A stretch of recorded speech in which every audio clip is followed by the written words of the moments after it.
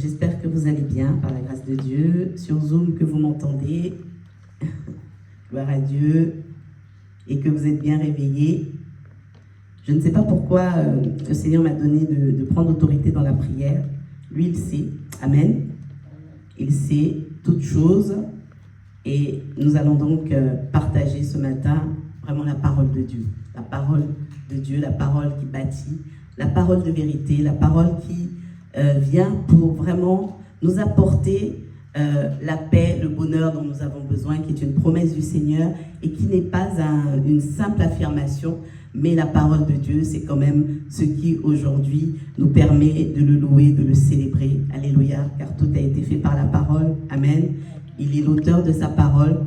Et nous ne venons pas perdre notre temps lorsque nous venons dans sa maison. Nous ne venons pas parce qu'on s'aime beaucoup. Alléluia. Même si c'est bien. Amen. Mais nous venons pour être édifiés, pour être bâtis.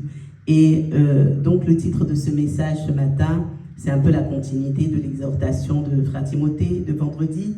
L'art de semer selon l'esprit, selon le texte qui se trouve dans Galates au chapitre 6. Le Seigneur veut que nous puissions approfondir cela, puisque désormais nous sommes le temple de son esprit, que le Seigneur nous a dit que nous dépendons de son esprit, qu'il n'y a pas de vie chrétienne sans le Saint-Esprit, et nous devons comprendre ce que ça implique, ce que ça signifie, afin d'être véritablement sur la voie que le Seigneur a tracée pour nous. Alléluia. Alors cette vérité fondamentale, ça va être la suite, puisque c'était une exhortation. Vendredi, nous l'avons entendu de la part de notre jeune frère.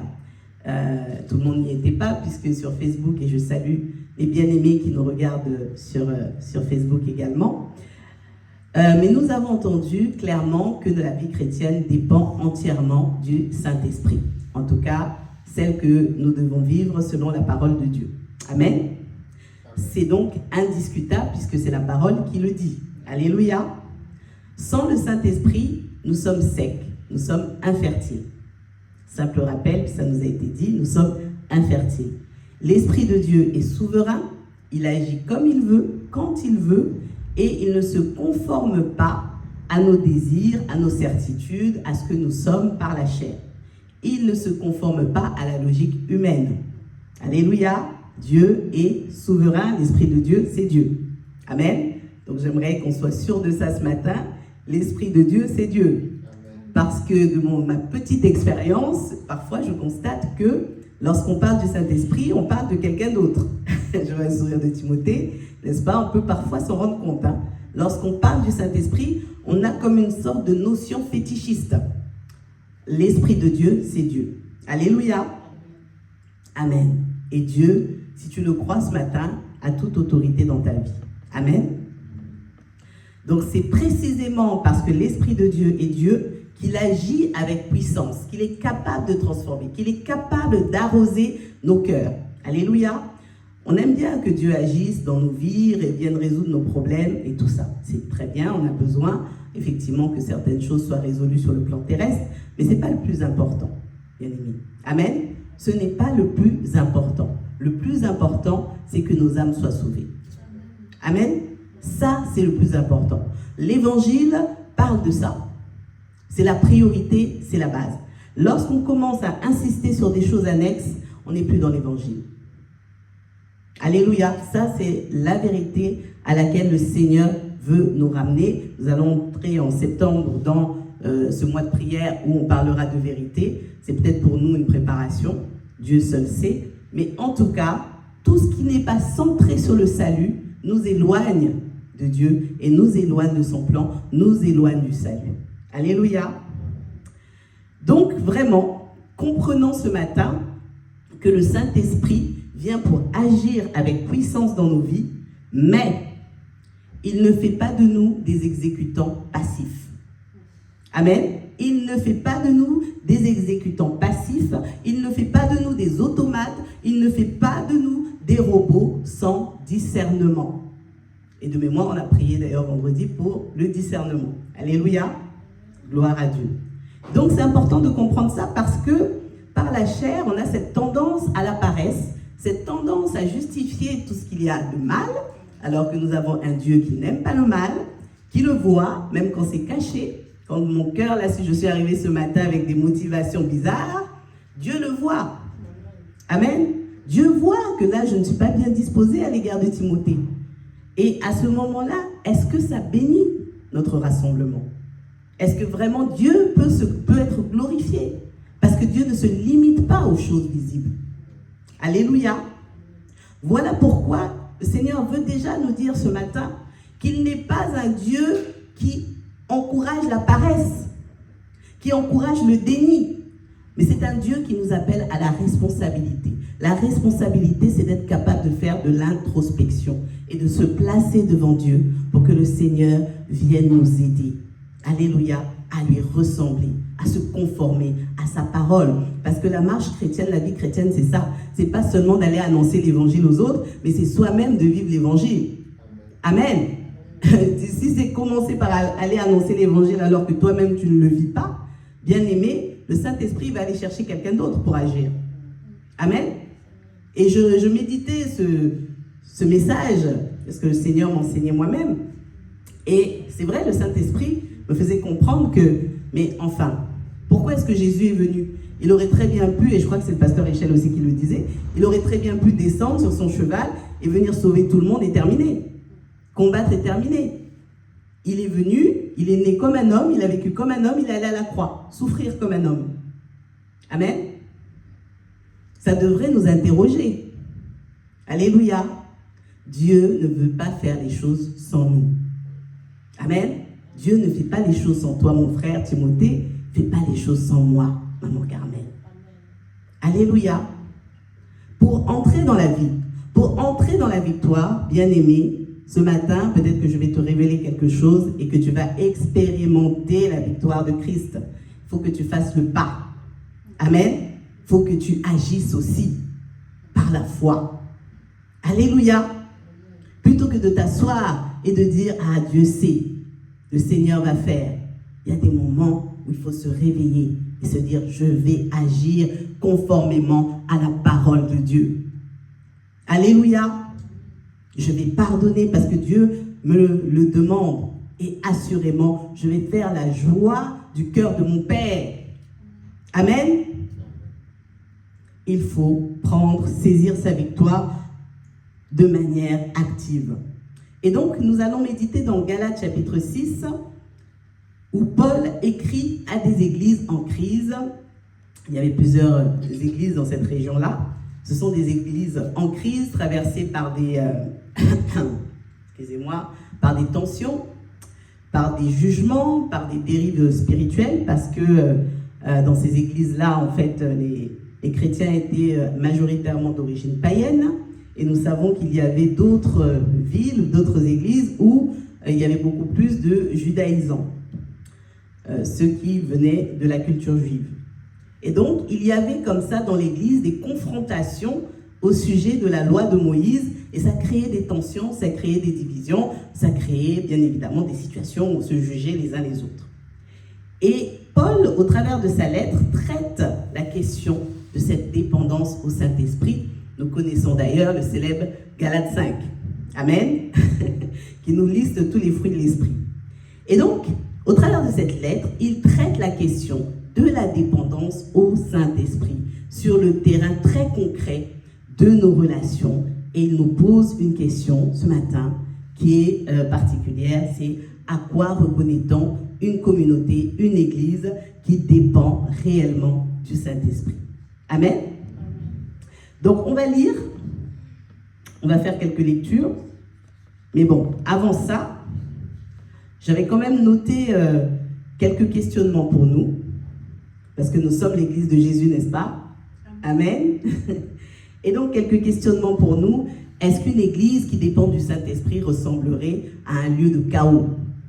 Un lieu de chaos, personne ne se parle, personne ne se sourit, on s'évite du regard. Est-ce que ça pourrait ressembler à ça, une église qui dépend du Saint-Esprit? Est-ce que l'église de Jésus-Christ peut justifier de la dureté, du manque de maîtrise de soi, des désordres relationnels, en disant simplement « c'est l'Esprit qui m'a poussé à ». Parce que dans certaines églises, ça se passe comme ça. Gloire à Dieu, nous n'en sommes pas là. Alléluia. Que le Seigneur nous préserve. Mais dans certaines églises, parfois, on se comporte mal et on justifie cela suite à une pseudo-dépendance au Saint-Esprit. Et on ne peut pas justifier le mal ou attribuer le mal au Saint-Esprit. Tout à l'heure, je rappelais que l'Esprit de Dieu, c'est Dieu.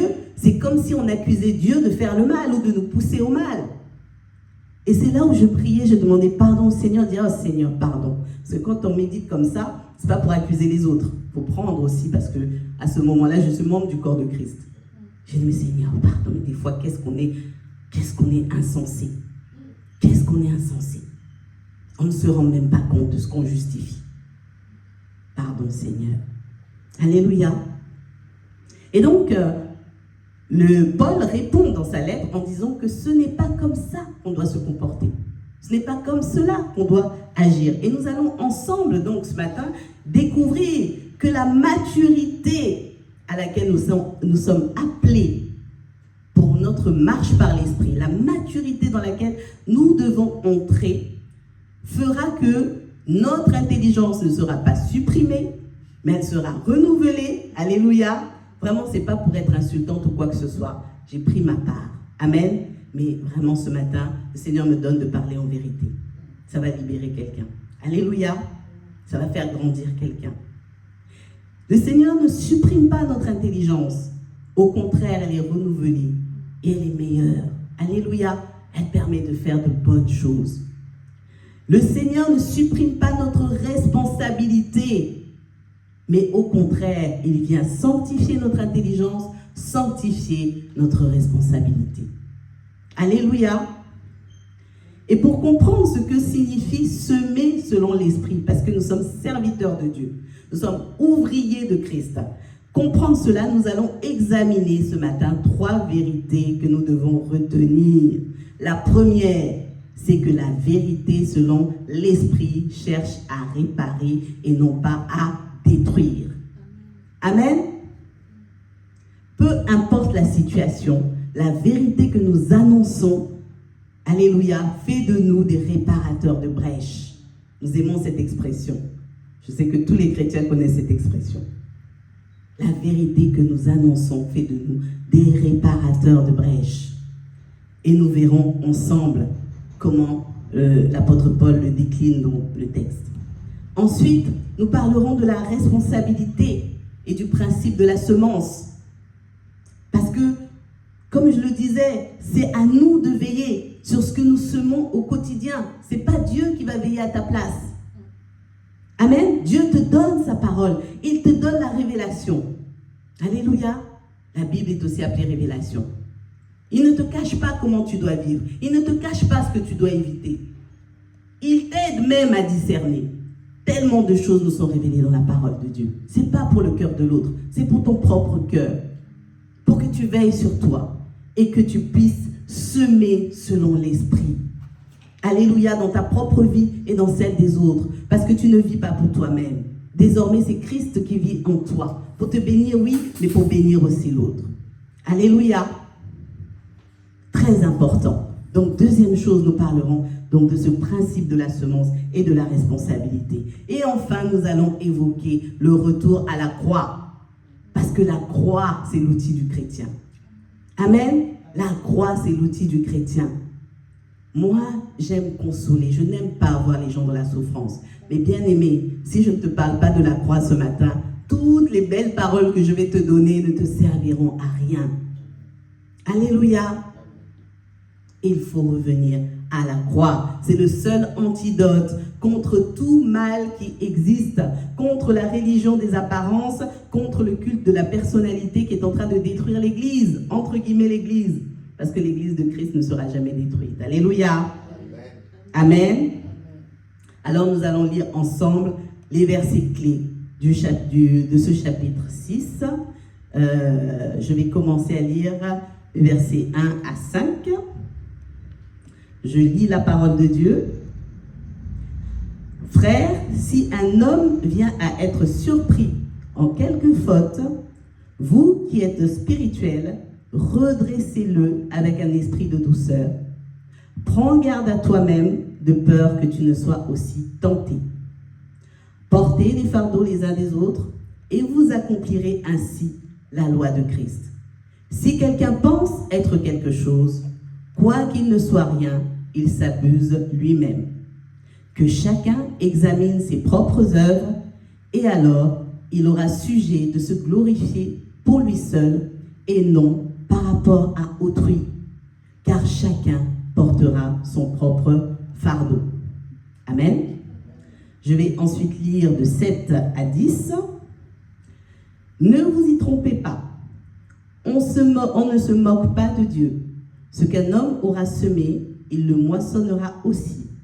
Celui qui sème pour sa chair, moissonnera de la chair la corruption.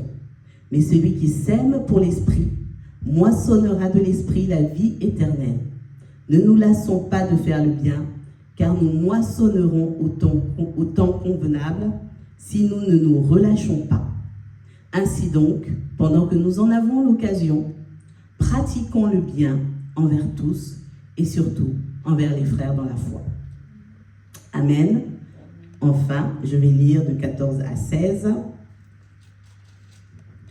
Pour ce qui me concerne, donc c'est Paul qui parle, pour ce qui me concerne, loin de moi la pensée de me glorifier d'autre chose que de la croix de notre Seigneur Jésus-Christ, par qui le monde est crucifié pour moi, comme je le suis pour le monde. Car ce n'est rien que d'être circoncis ou incirconcis. Ce qui est quelque chose, c'est d'être une nouvelle créature.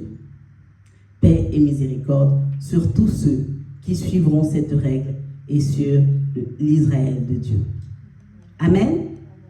Ça m'a profondément marqué ce verset 15 où il dit « Ce n'est rien que d'être circoncis ou incirconcis ». À l'époque, c'était le débat qui faisait rage. Amen. Loi de Moïse, pas loi de Moïse.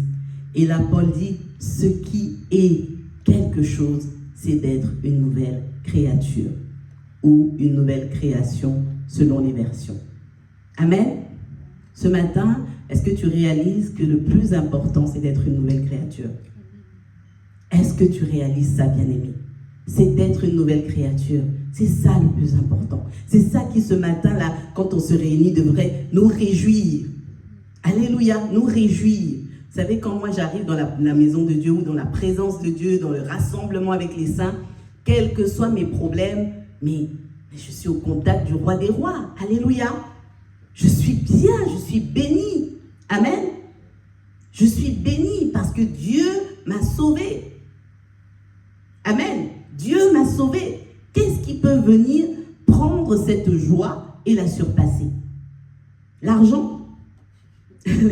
L'argent n'a pas ce pouvoir. Et ceux qui en ont beaucoup vous le diront. C'est ceux qui n'en ont pas qui cherchent et qui pensent à tort que ça donne plein de bonheur, plein de joie, plein de paix. Mais ceux qui en ont beaucoup vous diront que ce n'est pas essentiel. Ça devrait nous interpeller. Alléluia. Tandis que la joie du salut, mon Dieu. Amen. Le fait de savoir que bon, mon corps vieillit, j'ai mal au dos, je vais vers la fin. Plus les anniversaires passent, plus je vais vers la fin. Mais en fait, non, ce ne sera pas la fin. Alléluia. Parce que je vivrai pour l'éternité avec le Seigneur.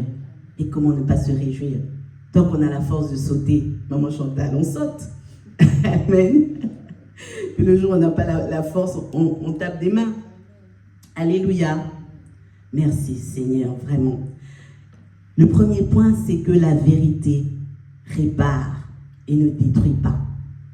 Amen. Elle répare, elle ne détruit pas.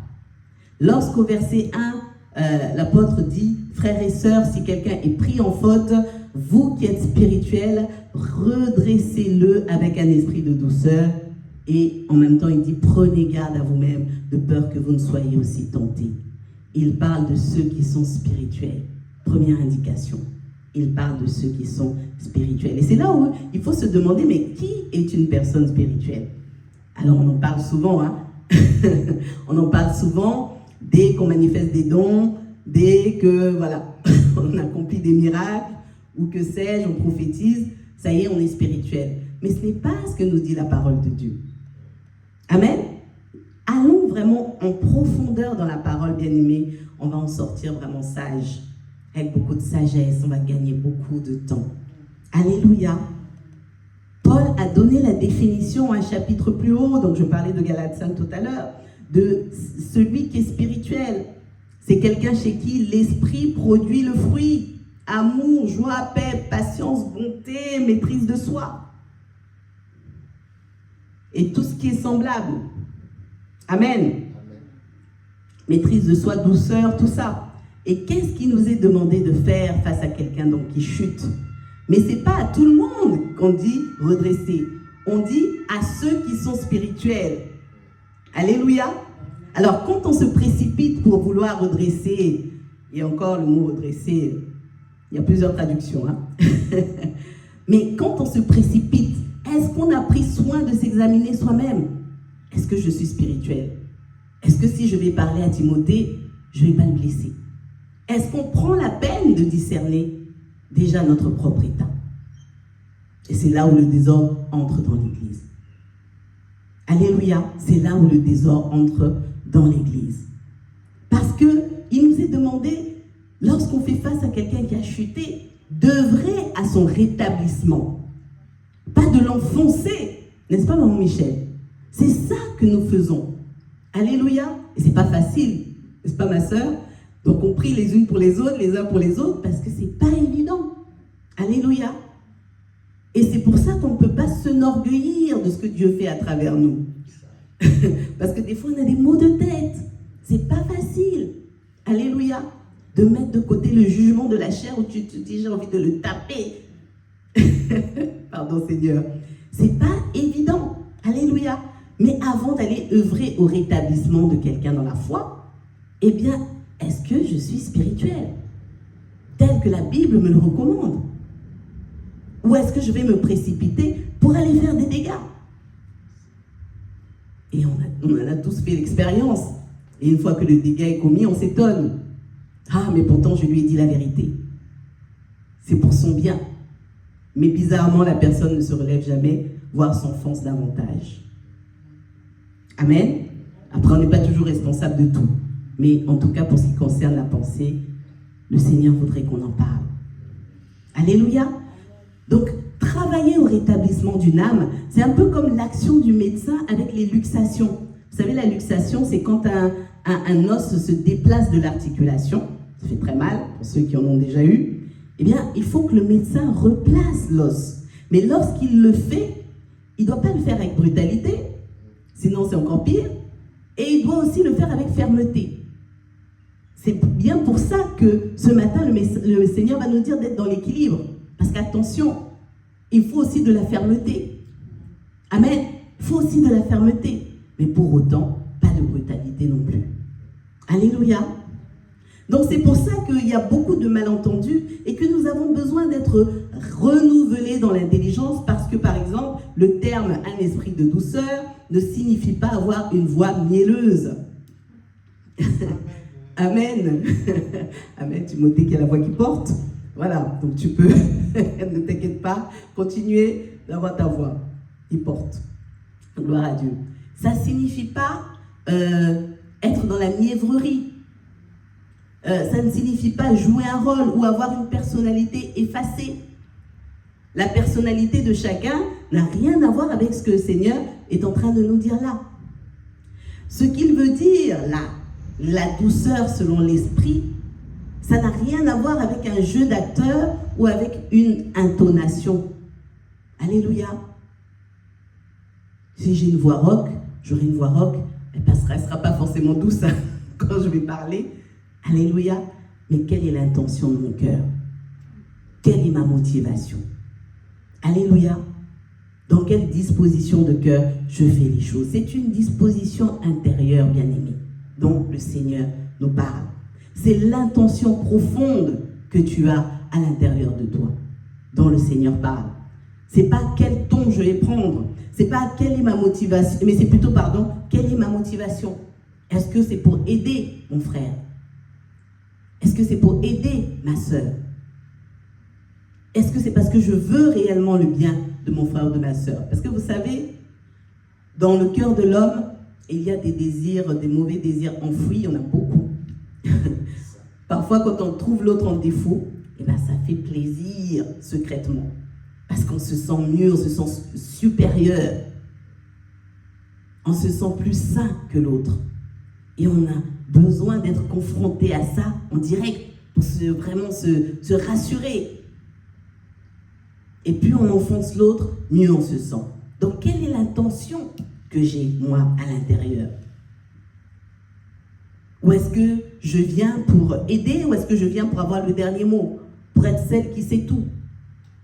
Amen, surtout nous qui prêchons, on a toujours quelque chose à dire, à surenchérir, que le Seigneur nous aide. Amen. Vraiment retenons que l'évangile est la vérité, mais que la vérité n'est pas de la complaisance. Ce n'est pas de la complaisance. Le péché, c'est le péché. La Bible condamne le péché, tu dois condamner le péché. Amen. Dans la vie des autres, c'est bien, mais dans sa propre vie, c'est mieux, d'abord. Alléluia. Et donc, le Saint-Esprit peut nous appeler, oui, à une grande fermeté, à avoir une grande fermeté. La vérité exige parfois de la sévérité. Amen. De la sévérité. Mais lorsqu'on est spirituel, encore une fois, puisque c'est la recommandation, on sait équilibrer. On a le bon dosage. Alléluia. On a le bon dosage. C'est comme avec les enfants. Quand ils ont mal fait et qu'on se fâche un peu, il n'y a pas débat. Amen. Bon, nous ne sommes pas des enfants, on fera différemment. Mais c'est pour illustrer que lorsque vraiment on est dans une mauvaise posture et qu'on nous le fait remarquer de la bonne manière, avec le ton qui convient à la situation, je viens trouver quelqu'un en train d'assassiner un autre, je ne vais pas sourire, on est d'accord. Je vais certainement faire un geste pour qu'il arrête tout de suite. Vous voyez? Donc tout est adapté en fait à la situation à laquelle nous serons confrontés. Pour autant, il faut le renouvellement de l'intelligence. Alléluia. Il faut toute la liste de fruits de l'esprit que la Bible nous donne pour pouvoir gérer toutes les situations qui vont se présenter à nous. Tout ce qui doit être notre quête, c'est le bien, la guérison de l'autre. Notre propre guérison et la guérison de l'autre. Alléluia. Retenons donc que la fermeté, selon l'esprit, cherche à réparer. La dureté, selon la chair, cherche à écraser. Alléluia. La fermeté, selon l'esprit, mènera toujours à chercher la guérison. La dureté, selon la chair, ça, c'est plus compliqué. Alléluia.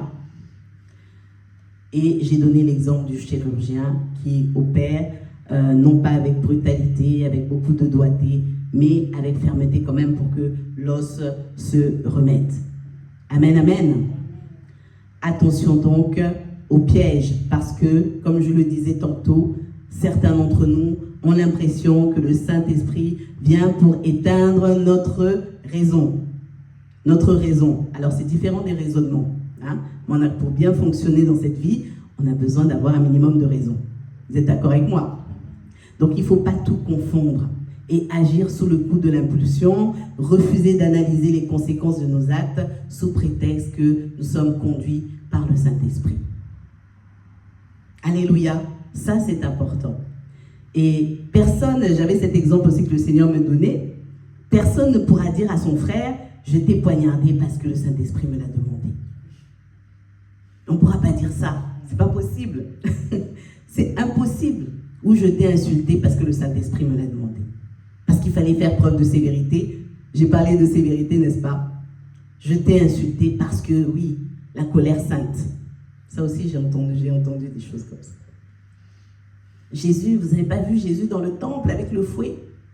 Donc moi aussi, voilà, j'ai tapé sur un tel parce que... Et vraiment, que le Seigneur nous aide. Je ne vais pas m'étaler. Mais en tout cas, n'ayons pas à cœur d'accuser Dieu de nos propres excès. Que le Seigneur nous aide à faire la part des choses. On a le droit d'être imparfait. Je le disais le dimanche où j'ai prêché, on a le droit d'être imparfait. Nous ne sommes pas parfaits, hein, c'est pour ça qu'on a été sauvés, alléluia. Mais pour autant, n'accusons pas Dieu de nos excès. N'accusons pas Dieu de ce que nous continuons de chérir ou de conserver dans nos vies. N'accusons pas Dieu du mal Parce que Dieu ne commet pas le mal, il n'est pas tenté par le mal, il ne pousse lui-même personne au mal. Amen. C'est la Bible qui nous le dit. Alléluia. Donc ça révèle quand même une méconnaissance vraiment totale de Dieu, de son caractère, et ça révèle un manque d'alignement avec sa parole. Alléluia, avec sa parole. On se crée souvent nous-mêmes une fausse idée de la parole de Dieu. Ça arrive très très vite. On a lu 1, 2, 3 versets, puis pouf, on va rajouter ce qui nous convient. Ce qui nous convient culturellement, ce qui nous convient selon des expériences. Et je rappelle qu'un miracle, une expérience surnaturelle avec le Seigneur n'est pas à systématiser.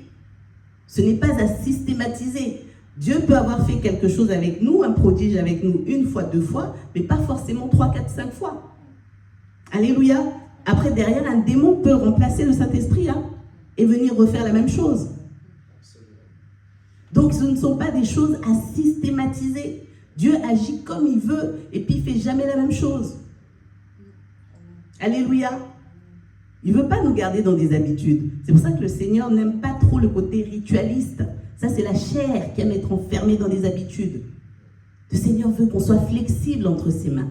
Des instruments malléables entre ses mains. Alléluia. Vraiment que le Seigneur nous aide, parce que c'est Jacques qui dit au chapitre 3 que la même source ne peut pas produire et de l'eau douce et de l'eau amère. Donc on ne peut pas prétendre des choses, prétendre vivre des choses et puis ne pas être dans la cohérence. Alléluia, ne pas être dans la cohérence. Amen. Et là, ça c'est vraiment pour les responsables que nous sommes. La cohérence. Sinon on ne peut pas impacter. On ne peut pas impacter la vie du royaume. Alléluia.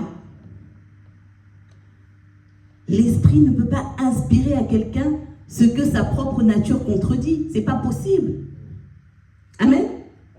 Ça, vraiment, comprenons-le. Et une fois qu'on aura compris ça, lorsqu'on sera dans une situation de péché, dans une mauvaise posture, on va gagner du temps. Et on va se repentir. Plutôt que de rester comme ça, dans le mal, à alimenter le péché en nous et à penser que ça passe. Amen. Dieu déteste le péché. Ça ne passe pas, bien-aimés. Dieu nous aime, mais il n'aime pas le péché. Amen. Donc comment on fait? On cohabite. Nous sommes aimés, mais on cohabite avec quelque chose que Dieu n'aime pas. Mais lorsqu'on essaye vraiment de disposer son cœur devant Dieu, on ne peut avoir à cœur que de vouloir abandonner le mal. Amen. Et Dieu nous aide à cela. Dieu nous aide à cela. Que vraiment la notion de spiritualité ne devienne pas pour nous un bouclier, pour masquer simplement un manque de maîtrise de soi, pour masquer la méchanceté, au lieu que nous puissions abandonner la méchanceté, au lieu que nous puissions rechercher justement la vie de l'esprit. Amen. Légitimer ce qui est mal, nous devons vraiment prier pour que cette tendance disparaisse en nous. Pour que vraiment cette tendance disparaisse en nous, ça fait beaucoup de mal à nos communautés. Alors, ça ne veut pas dire que tout le monde deviendra parfait, que tout le monde deviendra sympathique, mais pour autant, il y a une marge de progression dans laquelle nous devons entrer. Amen. Sinon, Dieu n'aurait pas voulu l'Église. Sinon, sa parole, ça voudrait dire que sa parole n'est pas vraie. Amen. Et il y a une marge de progression dans laquelle les enfants de Dieu, dont le cœur est disposé, entrent forcément. Et lorsqu'il y a des blocages, lorsqu'il y a des stagnations, la responsable que je suis, elle s'arrête, elle dit non, là ça ne va pas. Parce que le Saint-Esprit va m'arrêter. Il va me dire là, toi, dans l'église, là, ça ne va pas. Amen. Et là, je suis obligée de venir parler en responsabilité. Alléluia. Si le Saint-Esprit, si tu estimes que le Saint-Esprit te pousse au désordre, arrête-toi, ce n'est pas l'Esprit de Dieu qui te pousse à ça. Amen. Ce n'est pas l'Esprit de Dieu qui te pousse à ça. Dieu est un Dieu d'ordre. Ça n'existe pas. Dieu fait comme il veut, tout ce que tu veux, mais discerne, bien-aimé, discerne. Parce que tu en as la capacité. Si tu ne l'as pas, demande-la au Seigneur. Parce qu'il ne veut pas nous laisser marcher comme des aveugles. Alléluia. Nous ne sommes pas des kamikazes. Amen. C'est important que nous ne puissions pas confondre. Nous ne sommes pas des kamikazes, nous sommes appelés à faire le bien. Alléluia. Mais nous ne devons pas devenir comme un peu ce que annonçait l'Ancien Testament en disant que nous appelons désormais le mal bien et le bien mal. Amen. Il ne faut pas beaucoup réfléchir pour savoir ce qui est bien quand même. Nous sommes tous intelligents. Alléluia. Savoir ce qui est bien, c'est facile pour nous les enfants de Dieu. Et de plus, nous avons la parole. Amen. Alors vraiment, je crois que c'est une insistance du Seigneur pour nous dire qu'il ne sert pas de caution à nos mauvais comportements. Il est prêt à pardonner, il est prêt à nous accueillir, il est prêt à transformer. Mais sortons de ces habitudes où nous voulons le prendre pour caution, pour garant de ce qui est mal en nous. Amen. Merci Seigneur. Une autre chose que je voudrais aborder en ayant lu ce texte et à laquelle a été confronté donc l'apôtre qui a dû vraiment recadrer, c'est que j'ai remarqué moi cette chose sur laquelle je méditais avec le Seigneur et depuis un moment, et j'ai béni le Seigneur qui m'a conduit donc dans cette méditation, c'est que beaucoup de chrétiens ont peur de réfléchir. Amen. Beaucoup de chrétiens ont peur de réfléchir. Moi-même qui parle, j'avais compris la foi comme ça, pendant un temps. Il ne fallait pas réfléchir, Dieu te parle, et puis tu dis Amen, tu obéis, voilà. Et là, tu es dans la foi véritable. Dès que tu essaies un peu de te poser des questions, là, tu es dans le doute. Là, ça veut dire que tu vas perdre la foi. Attention, tu réfléchis trop, tu vas perdre la foi. Et donc, ça peut nous induire comme ça dans une peur de réfléchir. On n'ose pas utiliser notre pensée, on n'ose pas utiliser l'intelligence que Dieu nous a donnée, de peur que ça nous amène à douter et à perdre la foi. Mais depuis quand, et ça c'est la question que le Seigneur m'a posée vraiment dans mon cœur, ça c'est ma méditation personnelle, c'était depuis quand la réflexion serait devenue l'ennemi de la foi. Je l'ai écrit comme ça. Depuis quand la réflexion serait devenue l'ennemi de la foi. Nous aimons bien le mot discerner, je l'ai utilisé, n'est-ce pas?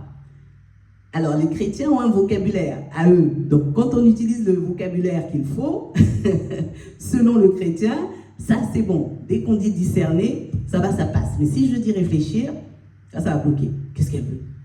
Elle veut nous faire douter. Mais pourquoi se méfier du mot réfléchir alors que ça veut dire la même chose? Amen. Réfléchir et discerner, ce sont des synonymes. Alléluia. Donc au final, ça veut dire qu'il n'y a pas de problème. Et qu'on peut réfléchir. Sinon, c'est un non-sens. Puisqu'on est appelé au discernement, à exercer le discernement. J'ai noté un verset, c'est Matthieu 22, 37. Nous le connaissons bien. Et le Seigneur Jésus disait, « Tu aimeras le Seigneur ton Dieu de tout ton cœur, de toute ton âme et de toute ta pensée. » Amen. C'est-à-dire que Dieu réclame notre pensée, il ne la condamne pas. Amen. Il ne condamne pas nos pensées. Il faut simplement que nos pensées le glorifient. Alléluia. Mais qu'est-ce qu'on peut faire avec la pensée? Quelle créativité pour certains, n'est-ce pas? Alléluia. Mais si on s'abrutit, on s'enferme, on se dit je ne veux pas réfléchir, je ne veux pas penser. Attention, toute pensée au nom de Jésus recule. Mais là encore, quand on nous dit de veiller sur nos pensées, c'est de veiller sur les mauvaises pensées. Amen. Mais pour autant, nous avons le droit de faire en sorte que nos pensées glorifient Dieu. Alléluia. Et c'est pour ça que nous sommes vus par le monde comme des petites choses bizarres, excusez-moi. C'est comme ça souvent quand on parle. Parce qu'il y a ce petit côté incohérent. Amen. Irréfléchi. Alors que nous sommes appelés au renouvellement de l'intelligence, à être la lumière, à montrer l'exemple. Amen. On a vu tout à l'heure que pour la maturité spirituelle, il fallait un certain fruit, un certain type de fruit pour exercer le jugement, pour discerner entre le bien et le mal. Donc ça, c'est de la réflexion. Si on arrive à se poser, à se dire, bon, mais telle chose c'est pas bien, telle chose c'est mal, c'est qu'on est en train de réfléchir, n'est-ce pas, bien-aimé? Parce que c'est pas le Saint-Esprit qui va le faire à notre place. Amen. Il va nous conduire, il va nous guider. Mais pour autant, nous sommes acteurs également. Alléluia. Acteur soumis au Saint-Esprit, mais acteur pour autant. Donc, discerner, bien-aimé, j'insiste, c'est tout simplement réfléchir sous la lumière de l'Esprit et de la parole. Amen. Et de la parole. Et si Romains 12 nous parle du renouvellement de l'intelligence, ce n'est pas pour qu'elle s'éteigne. Amen. Ce n'est pas pour qu'elle s'éteigne, c'est pour qu'elle soit éclairée. Amen. Améliorée. Et ça, c'est très important que le Seigneur nous en parle ce matin, parce que cette volonté de ne pas réfléchir nous fait basculer dans la fausse doctrine. Amen. Nous ne sommes plus capables après de discerner est-ce que c'est la parole de vérité ou non. Mais il faut réfléchir aux enseignements. Ce matin, je suis en train de vous délivrer un message. Il faut ensuite aller vérifier que c'est bien vrai, que c'est bien conforme et en quoi ça me concerne. Alléluia. Qu'est-ce que je peux tirer de ce message? Amen. Mais ça, c'est de la réflexion. Alléluia. Donc, une intelligence sanctifiée ne nous fera jamais perdre la foi, puisqu'elle va dans le bon sens. Le Saint-Esprit nous guide. Alléluia. Nous ne perdrons pas la foi. Le refus de réfléchir, je l'ai noté comme ça, laisse la porte ouverte aux fausses doctrines et à la manipulation. Et nous savons qu'aujourd'hui, il y a tellement de manipulation, ça ne va pas s'améliorer. Ça ne va pas s'améliorer. Et ça, c'est un message vraiment qui vient du cœur du Seigneur avec amour pour que nous soyons forts et que nous puissions résister à ça, à tous ces mauvais vents. Amen. Parce que sinon, on va arriver là, on va dire, ah, bon, on n'est pas très nombreux. Ici, cette parole-là, c'est peut-être pas ça, allez, je vais ailleurs. Amen. Voilà, la capacité de réfléchir va diminuer. On va commencer à regarder à des choses qui ne sont pas utiles, qui ne sont pas essentielles. Que Dieu nous aide. Que Dieu nous aide. Parce que dans la vie de tous les jours, nous réfléchissons et c'est une très bonne chose. Sinon, on ne pourrait pas gérer nos vies de famille. On ne pourrait pas aller travailler pour ceux qui travaillent. On ne pourrait rien faire. On ne pourrait pas entreprendre. On ne pourrait pas conduire pour les conducteurs. Alléluia. C'est une bénédiction. Amen. Ceux qui malheureusement ont le cerveau endommagé, nous voyons à quel point c'est compliqué. Alléluia. Dans ce monde, pour nous diriger, pour vivre, si nous-mêmes nous envoyons nos enfants apprendre, amen, c'est parce que c'est une bonne chose. C'est une bénédiction de la part du Seigneur. Alléluia. Alors c'est pas parce qu'on a franchi les portes de l'église qu'on doit mettre un extincteur ou je sais pas, un interrupteur à son cerveau. Excusez-moi, je suis un peu directe, mais vraiment c'est pour qu'on comprenne, tout simplement. Amen. Alléluia. Pour qu'on comprenne et qu'on soit capable ensuite d'aller vers les païens pour avoir des échanges constructifs. Amen. Pour être percutant, pour être impactant et pour pouvoir justement délivrer le message de la vérité. Délivrer l'évangile qui sauve des vies. Alléluia. Merci Seigneur en tout cas de nous rappeler cela. Éteindre sa pensée, ce n'est pas glorifier Dieu. Ce n'est pas ça, se soumettre à Dieu. Amen. Ça, c'est se déresponsabiliser. C'est se déresponsabiliser. Tu as reçu des talents, tu as reçu des dons, tu as reçu des capacités dans ton quotidien qui doivent glorifier le Seigneur. Amen. Nous n'allons pas attendre, moi je ne vais pas attendre à la maison assise que Dieu aille travailler à ma place. Amen. Il faut que j'y aille. Puis après, il faut que je sois capable de produire des résultats. Alléluia. Si Dieu me donne des enfants, je ne vais pas attendre que Dieu vienne les éduquer à ma place. Il m'a déjà tout donné. Alléluia. Il me donne la parole. Il me donne la Bible. Amen. Et d'autres outils. Ce ne sont que des exemples. Et surtout, il faut comprendre une chose, c'est que l'intelligence commence par la crainte de Dieu. Amen. Par la crainte de Dieu. Donc la bonne intelligence commencera toujours non pas par les diplômes, non pas par le fait d'avoir fait de hautes études, mais ça commencera toujours par le fait de comprendre que j'ai des limites et que je dois choisir simplement de considérer la grandeur de Dieu et de lui confier ma vie. Amen. De lui confier ma vie pour vivre véritablement selon sa parole. Parce qu'on veut bien lui confier notre vie pour qu'il puisse résoudre tous nos problèmes. Ça, on veut bien. Mais vivre selon ses préceptes, vivre selon les principes du royaume, ça, on ne veut pas toujours. Je ne vais pas dire qu'on ne veut pas. Je dis, des fois, on ne veut pas. Une partie du temps, on ne veut pas. C'est trop dur. Mais Jésus a fait le plus dur, bien aimé.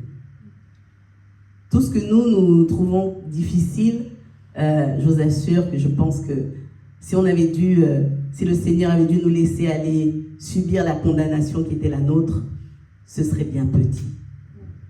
Amen. Vraiment, nous avons beaucoup d'exemples dans la parole de Dieu. Nous avons l'exemple de Joseph, où l'Esprit a produit en lui une sagesse pratique, une capacité d'organisation, où il a pu sauver des nations de la famine.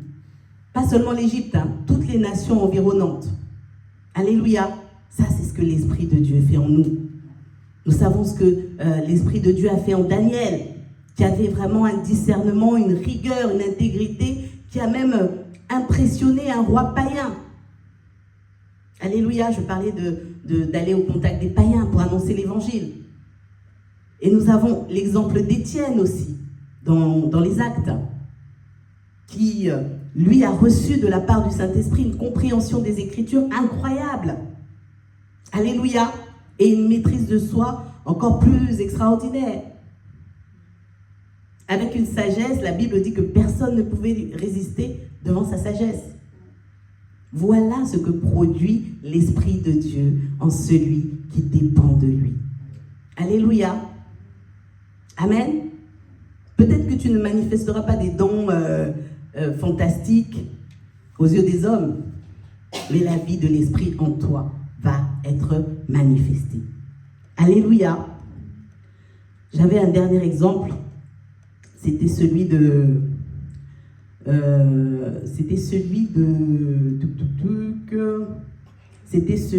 l'apôtre Paul, quand il a été empêché d'aller évangéliser. Et que le Saint-Esprit, en fait, n'a pas voulu qu'il parte. L'a orienté plutôt vers la Macédoine. Eh bien, en fait, c'était une bonne initiative. Paul n'avait rien fait de mal. Il voulait aller évangéliser, n'est-ce pas? Et même si Dieu l'a empêché, Dieu ne l'a pas empêché de partir évangéliser pour qu'il reste assis dans son salon. Amen. Donc, même lorsque le Seigneur veut qu'on fasse différemment, c'est toujours pour faire quelque chose de bien. Alléluia. C'est toujours pour faire quelque chose d'utile. La seule chose, c'est que lui, il sait mieux. Amen. Il sait mieux que nous.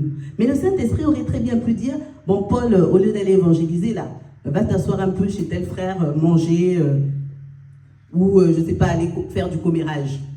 Je donne un exemple comme ça. Mais des fois, on entend des voix qui nous disent, appelle un peu tel frère, telle sœur, et puis vous allez parler d'un tel. On peut se dire, c'est le Seigneur qui m'a conduit pour me faire des révélations.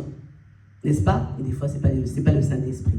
Tandis que là, Paul avait un bon projet, sauf que le projet de Dieu était meilleur. Amen. Donc, s'il était parti évangéliser, c'était quand même quelque chose de bien. Mais le Seigneur l'a conduit vers quelque chose qui était encore plus utile.